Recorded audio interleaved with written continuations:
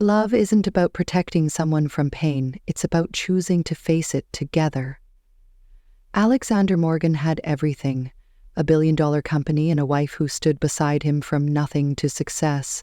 But when faced with terminal cancer, he chose to protect her through distance, not realizing that sometimes the greatest act of love is trusting someone enough to share your battles. This isn't just a story about illness. It's about the power of choice in love. When we choose someone, we choose all of them. Their struggles, their fears, their fights. As Sarah Morgan would discover, our greatest legacy isn't measured in wealth, but in the love we share and the lives we touch. In the arithmetic of love, 1 + 1 equals everything, and 2 - 1 equals nothing. Mignon McLaughlin. Join us in this journey where a couple learns that the strongest bonds aren't forged in success, but in facing life's darkest moments together. The setting sun cast long shadows across Alexander Morgan's corner office, painting Manhattan's skyline in hues of amber and gold. At 35, he was the youngest CEO in the city's tech industry. His company, Morgan Technologies, now valued at over $1 billion. Standing by the floor-to-ceiling windows, Alex straightened his Brioni tie, a far cry from the second-hand suits he wore just a decade ago. The divorce papers lay on his mahogany desk, their presence as heavy as the secret he'd carried for the past 6 months. His eyes drifted to the framed photo he hadn't had the heart to remove, Sarah and him at their tiny apartment's housewarming, her bright smile illuminating their sparse living room, both exhausted but happy after moving all their second-hand furniture up 5 flights of stairs.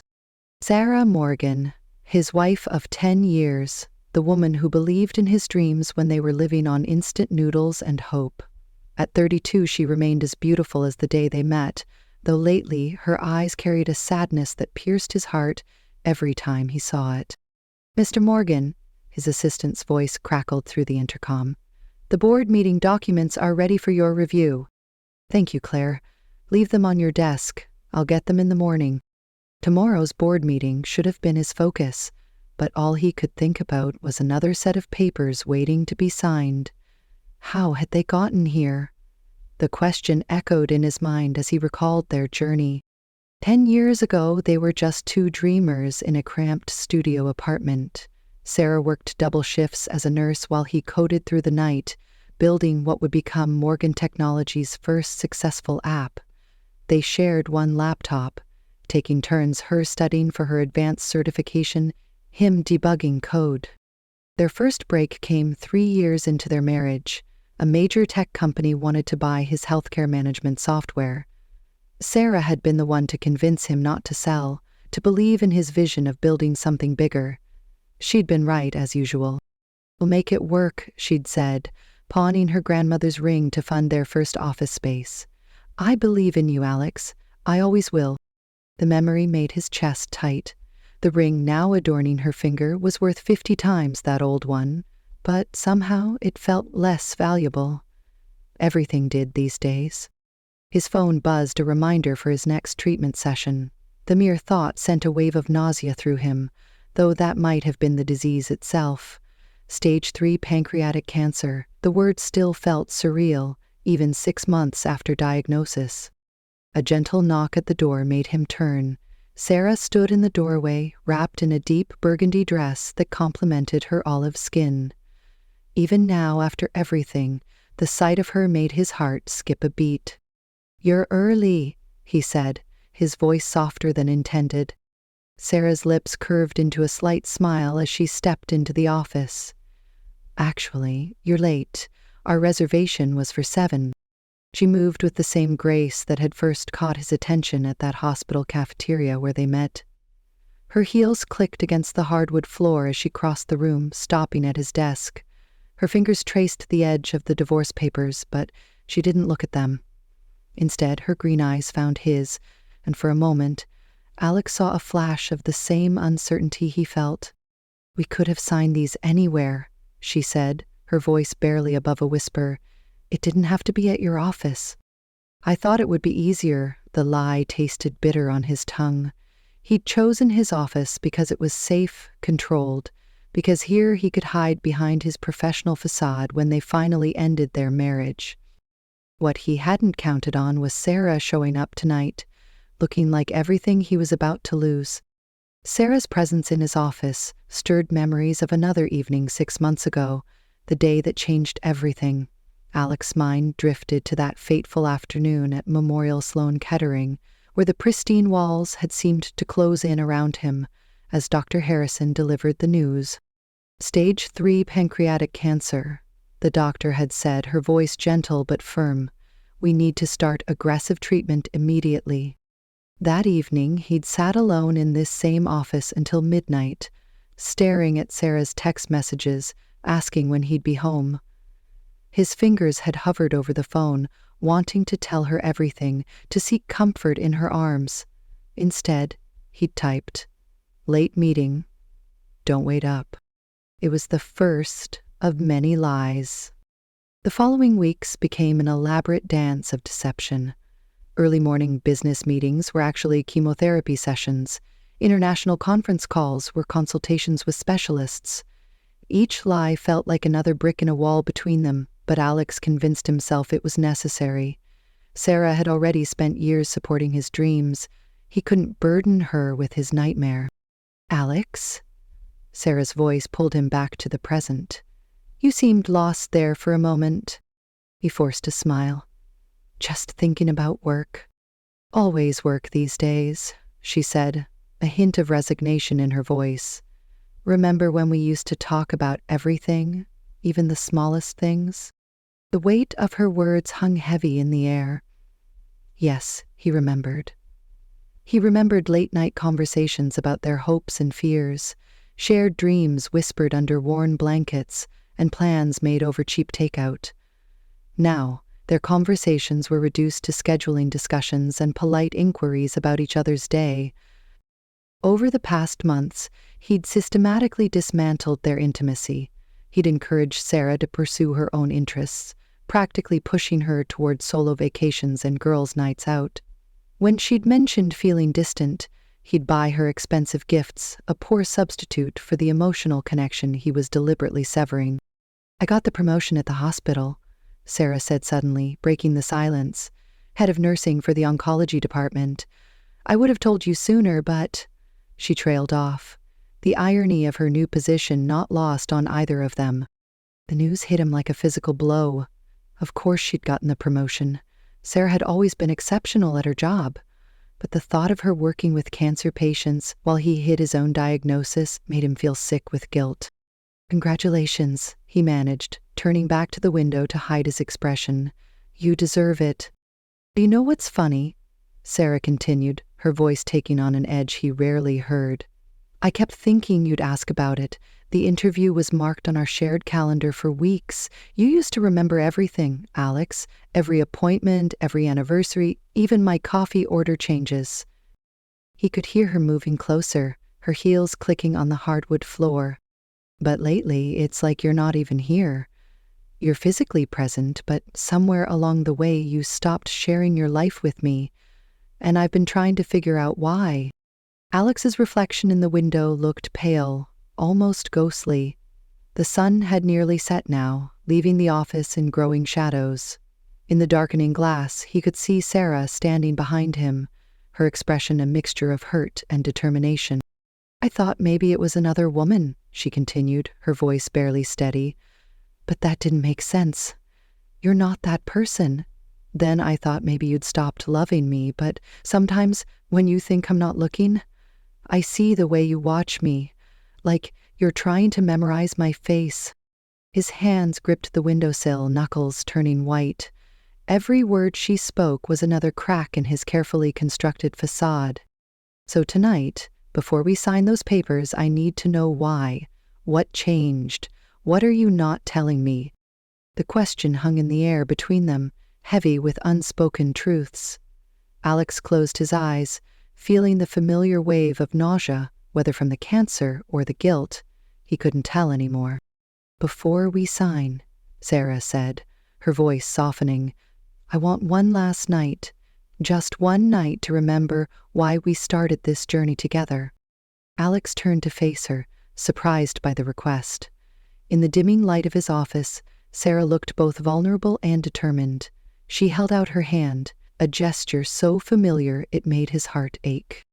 Le Petit Jardin, she said, where we had our wedding reception, they still have our table. He knew he should refuse. Distance was safer, but something in her eyes, hope mixed with desperation, made him reach for her hand. Okay, he whispered. One last night. The drive to the restaurant was quiet, filled with unspoken words and memories. Le Petit Jardin hadn't changed much in 10 years. The same ivy-covered walls, the twinkling lights in the garden, the soft jazz music floating through the air. As they were led to their table, Alex felt a wave of dizziness that had nothing to do with his condition. Monsieur et Madame Morgan, the maitre d' greeted them with genuine warmth. It has been too long. Their table was in the garden, beneath a canopy of fairy lights and stars. A bottle of champagne waited in an ice bucket, the same brand they'd served at their wedding. I called ahead, Sarah explained, noting his surprise. I thought, if this is goodbye, let's do it right. The waiter poured their champagne, but Alex barely touched his, knowing it would interact badly with his medication. Sarah noticed but said nothing, her fingers tracing the rim of her glass. Do you remember our first date here? She asked, smiling at the memory. You were so nervous you knocked over the water glass. And you told the waiter you did it, Alex finished, feeling the corners of his mouth turn up despite himself. You always protected me? We protected each other, Sarah corrected. That's what partners do. The word partners hung heavy between them. They had been more than just husband and wife. They were a team, facing every challenge together. Until now. Remember when we couldn't afford to eat here? Sarah continued, her eyes distant. We used to walk by and plan what we'd order when we made it big. You always said you'd get the lobster thermidor. And you wanted the chocolate soufflé, Alex added, the memories flooding back. We'd share a bottle of champagne and celebrate our success. Now we can afford anything on the menu, Sarah said softly, but somehow we lost our appetite for celebration. The waiter returned to take their order. Sarah chose the soufflé for dessert, making Alex's throat tight with emotion. As they waited for their food, she reached across the table and took his hand. Dance with me, she said, as the band began playing The Way You Look Tonight, their wedding song. Alex hesitated, aware of how weak he'd been feeling lately, but Sarah was already standing, pulling him gently toward the small dance floor. Other couples moved aside, perhaps sensing the gravity of the moment. As they swayed to the music, Sarah rested her head on his shoulder, just like she had countless times before. Alex closed his eyes, breathing in her familiar scent, lavender and something uniquely Sarah. His body felt heavy with fatigue, but he forced himself to keep moving, to give her this moment. I miss us, Sarah whispered against his chest. I miss the way you used to look at me across a room, like I was the only person there. I miss our Sunday morning coffee talks and the way you'd leave little notes in my scrubs pocket before night shifts. Alex's vision blurred with unshed tears. Sarah? No, let me finish, she insisted, pulling back to look at him. I miss the man who shared everything with me. His dreams, his fears, his struggles. What happened to him, Alex? Where did he go? The room started to spin slightly and Alex stumbled. Sarah's arms tightened around him, steadying him with the strength she'd always possessed. Are you okay? She asked, concern evident in her voice. Just tired, he lied. But his pallor and the sweat beading on his forehead told a different story. Sarah led him back to their table, her nurse's instincts clearly kicking in as she studied his face. The look in her eyes had changed from nostalgia to worry, and something else, suspicion. You've lost weight, she observed quietly. You're pale, tired all the time, and you haven't touched your champagne. Alex, what's really going on? Before he could respond, a sharp pain shot through his abdomen, causing him to grip the table edge. Sarah's hand was immediately on his forehead, professional assessment mixing with personal concern. "You're burning up," she said, her voice taking on the firm tone he recognized from her work. "And this isn't the first time, is it?" The world tilted dangerously as Alex tried to stand, his knees buckling slightly. Sarah was there instantly, her medical training taking over as she helped him sit back down. Her hands were steady, but her eyes betrayed her growing panic. "I need my jacket," Alex managed to say, knowing his medication was in the inner pocket. Sarah retrieved his jacket from the chair, but as she handed it to him, a prescription bottle fell from the pocket, rolling across the wooden floor. The restaurant's soft lighting caught the label as Sarah picked it up, her trained eyes scanning the medication name. Her face went pale. "Emcitabine," she read aloud, her voice barely a whisper. As a nurse in oncology, she knew exactly what this medication was for. Her hands began to shake as she turned the bottle, reading the full prescription. "Prescribed by Dr. Harrison, Memorial Sloan Kettering Cancer Center." The silence that followed was deafening. Even the restaurant's ambient noise seemed to fade away as Sarah stared at the bottle, then at Alex, her mind clearly connecting all the dots.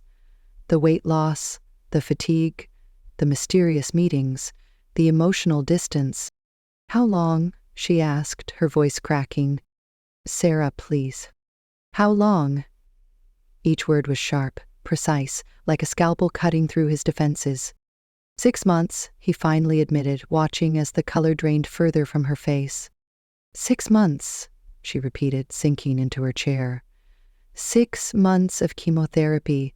6 months of doctor's appointments. 6 months of suffering alone. Her voice rose slightly with each statement. 6 months of lying to me. "I was trying to protect you," Alex started, but Sarah cut him off with a laugh that held no humor. "Protect me?" Her green eyes flashed with anger and hurt.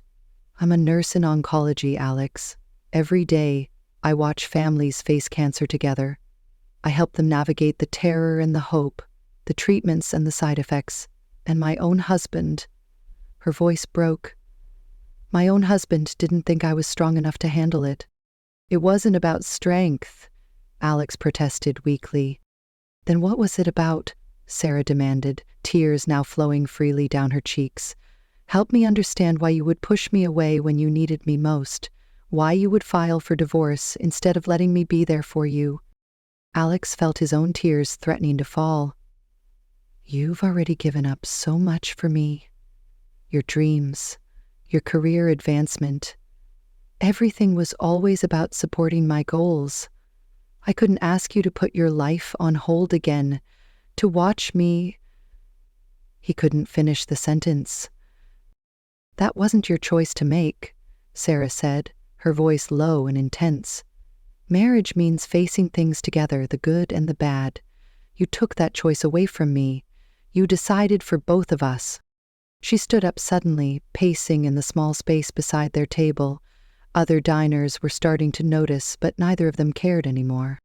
"Do you know what's worse than finding out your husband has cancer?" she asked, turning to face him. "Finding out that he didn't trust you enough to tell you, that he would rather end your marriage than let you support him." "Stage 3 pancreatic cancer," Alex finally said, the words he'd been holding back for so long spilling out. "The prognosis isn't good, Sarah. I couldn't bear the thought of you watching me deteriorate, of becoming my nurse instead of my wife. I thought if I pushed you away now, it would hurt less than losing me later." Sarah stopped pacing, her face transforming from anger to a mix of grief and determination. She moved to kneel beside his chair, taking his hands in hers. "You stupid, stupid man," she whispered, her voice thick with emotion. "Did it ever occur to you that maybe I would want every possible moment with you? That maybe watching you go through this alone would hurt more than anything else?" Alex felt his carefully constructed walls crumbling as Sarah reached up to cup his face, her thumb wiping away tears he hadn't realized were falling. "Stage 3 isn't a death sentence," she said firmly, her medical knowledge mixing with desperate hope. "But fighting it alone? That's choosing to give up. Is that what you want, Alex? To give up? The restaurant had grown quiet around them, their private drama creating an invisible bubble that seemed to separate them from the rest of the world. Sarah was still kneeling beside Alex's chair, her hands gripping his, her wedding ring catching the soft light of the overhead chandeliers. "Do you remember our vows?" she asked, her voice steady despite the tears still glistening in her eyes. "In sickness and in health, those weren't just words, Alex. They were a promise." Alex looked down at their intertwined hands, remembering how young and optimistic they'd been on their wedding day. "I thought I was keeping my promise," he said softly, "by protecting you from pain." "Pain isn't something you can protect me from," Sarah replied, rising to sit in the chair next to him. "It's something we face together. That's what makes it bearable." She reached into her purse and pulled out a folded piece of paper. Alex recognized it as one of his recent lab reports, the one he'd accidentally left in his home office. "I found this last week," she admitted. "I wasn't snooping. I was looking for our tax documents, and there it was. At first I couldn't believe it. Then suddenly everything made sense. The late nights, the weight loss, the way you'd wince when you thought I wasn't looking." Alex felt shame wash over him as she continued. "Do you know what hurt the most?" Sarah's voice cracked slightly. "Not the cancer diagnosis, not even the divorce papers. It was realizing that you didn't trust me enough to be strong for you. After 10 years of marriage, after everything we've been through together, you still saw me as someone to be protected rather than your partner. I've watched you build this company from nothing," she continued. "I've seen you overcome impossible odds. But this time, you decided to face the biggest battle of your life alone. Why? Because you thought I was too weak to handle it?" "No," Alex protested. "Never weak. You're the strongest person I know." "Then why?" Sarah demanded. "Help me understand." Alex was quiet for a long moment, struggling to find the words. "Because I love you too much," he finally said. "Because every time I thought about telling you, I imagined the light going out of your eyes. I imagined you spending your days worrying about me instead of living your life. I imagined you becoming my caretaker instead of my wife." "That's not your decision to make," Sarah said firmly. "Love isn't about protecting someone from reality. It's about facing reality together." She pulled out the divorce papers from her bag and placed them on the table. "These papers, they're not a protection, Alex. They're a betrayal. Not just of our marriage, but of everything we've built together. Every struggle we've overcome, every victory we've celebrated." Alex watched as she tore the papers in half, then in quarters. "If you want to end our marriage, do it because you don't love me anymore," she said. "Do it because we've grown apart, or because we want different things. But don't you dare do it because you think you're protecting me. I didn't marry you for the easy times, Alex. I married you for all of it, the joy and the pain, the victories and the battles." She took his face in her hands, forcing him to meet her eyes. "You're not just my husband. You're my best friend, my partner, my home. Did you really think I would want to face life without you, just because the road ahead is difficult?" The truth of her words hit him like a physical force, breaking down the last of his defenses. For the first time since his diagnosis, Alex allowed himself to be vulnerable, to let the fear and exhaustion show on his face. The soft glow of Le Petit Jardin's garden lights created a gentle halo around them as Sarah helped Alex to his feet. "First," she said with the quiet authority he recognized from her nursing days, "we're going to the hospital. Then, we're going to create a real battle plan together." Within an hour, they were at Memorial Sloan Kettering, where Sarah's professional reputation opened doors even at this late hour. As she spoke with the on-call oncologist, her hand never left Alex's. Her fingers intertwined with his like they were teenagers again. Dr. Harrison arrived shortly after, having been contacted by the on-call team. She looked between Alex and Sarah, understanding dawning on her face. "Mrs. Morgan," she said warmly, "I've been hoping to meet you. Your reputation in oncology nursing precedes you." "Tell me everything," Sarah requested, her professional demeanor mixing with personal concern. "No sugarcoating. We need to know exactly what we're facing." As Dr. Harrison detailed Alex's condition, treatment plan, and prognosis, Sarah listened with both clinical expertise and a wife's heart. She asked precise, informed questions while her thumb gently stroked Alex's palm, grounding him. "The current treatment protocol has shown promising results," Dr. Harrison explained, pulling up Alex's latest scans. "But, I'll be honest, having a support system makes a significant difference in patient outcomes. Fighting this alone," she gave Alex a pointed look, "isn't the optimal approach." "Don't be fighting alone anymore," Sarah stated firmly. Her eyes met Alex's, challenging him to disagree. The next morning they called an emergency board meeting at Morgan Technologies. Alex stood before his executives, Sarah by his side, and laid out the situation with complete transparency. "I have stage 3 pancreatic cancer," he announced, his voice steady. "I've been undergoing treatment for 6 months, and I will continue to fight this disease, but I'm no longer doing it alone." He turned to Sarah, who stepped forward. "My wife, who many of you know is a senior oncology nurse, will be taking an active role in both my treatment and the company's operations during this time.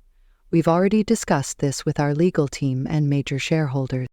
The boardroom erupted in questions and concerns, but Sarah's clear voice cut through the chaos. "Alex built this company from nothing. He's not giving up, and neither are we. What we need now is your support in creating a flexible working structure that allows him to focus on both his health and his leadership role." To their surprise, the response was overwhelmingly supportive. Board members shared personal stories of family members who had fought cancer.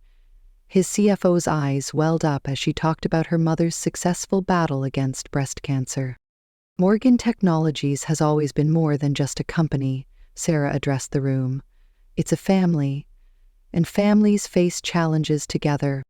Later that evening, in their home office, Sarah and Alex sat together, creating a comprehensive schedule that balanced treatment sessions, board meetings, and recovery time. On the wall behind them hung the photo from their first office, a tiny rented space where Morgan Technologies began. "We need to make some changes at home, too," Sarah said, her practical nature taking over.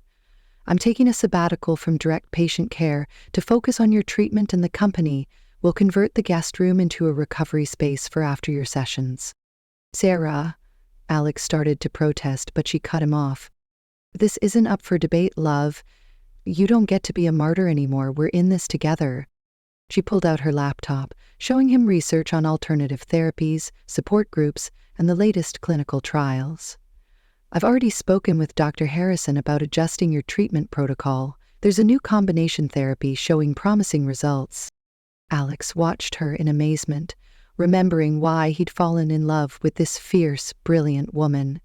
"I was so wrong," he whispered, "trying to protect you. I was really just hurting us both." Sarah paused in her planning to cup his face in her hands. "Yes, you were wrong, but now we're going to do this right, together."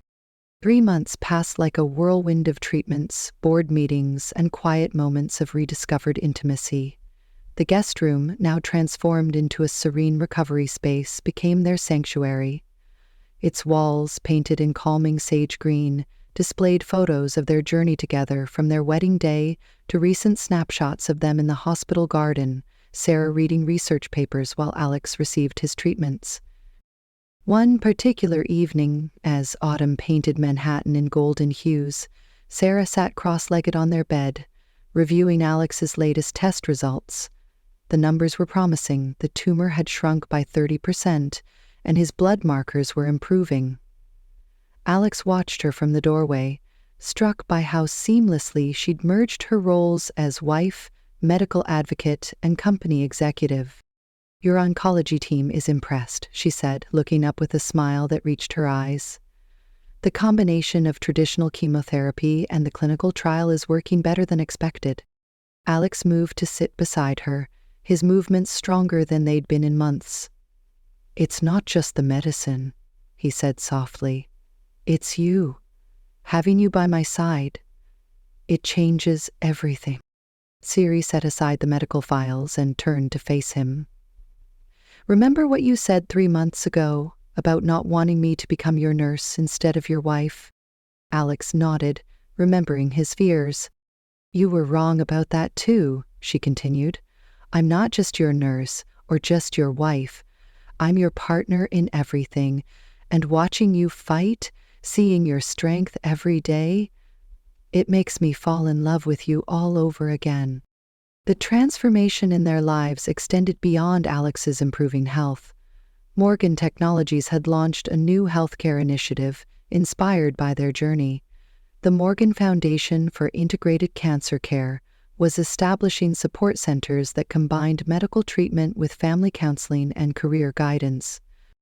The board meeting today was interesting, Sarah mentioned, reaching for her tablet to show him the presentation. The foundation's first center will open next month. We've already got a waiting list of families who need support.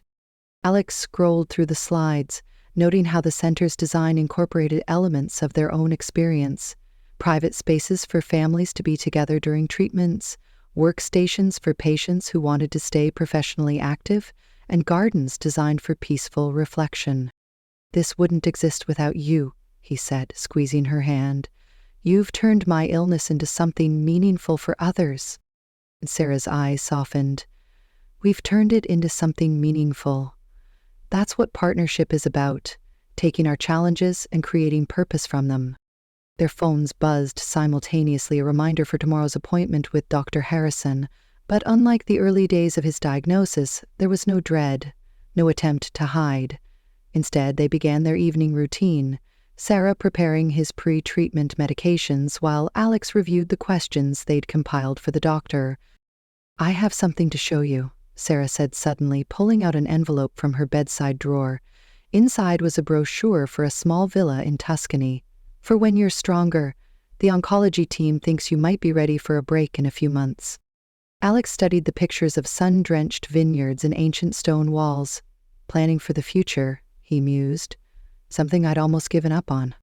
Well, I haven't, Sarah declared firmly, and I won't let you give up either. We're going to sit in that garden, drink wine we can't pronounce, and celebrate how far we've come. She leaned against him, her head fitting perfectly in the crook of his neck. Besides, we never had a proper honeymoon. 10 years later seems like a good time to fix that. 6 months after that fateful night at Le Petit Jardin, the Morgan Foundation for Integrated Cancer Care opened its doors. The modern building, with its walls of glass and healing gardens, stood as a testament to how love could transform pain into purpose. On opening day, Sarah stood at the podium, her hand steady on the microphone as she addressed the gathered crowd. Alex sat in the front row, thinner than before but with color in his cheeks and determination in his eyes. His latest scans had shown remarkable improvement. The tumor had reduced by 60%, and his doctors were cautiously optimistic. When my husband was diagnosed with cancer, Sarah began, her voice clear and strong. He tried to face it alone. He thought he was protecting me by pushing me away. Today, we stand here to tell you that cancer isn't just a patient's journey. She gestured to the building behind her.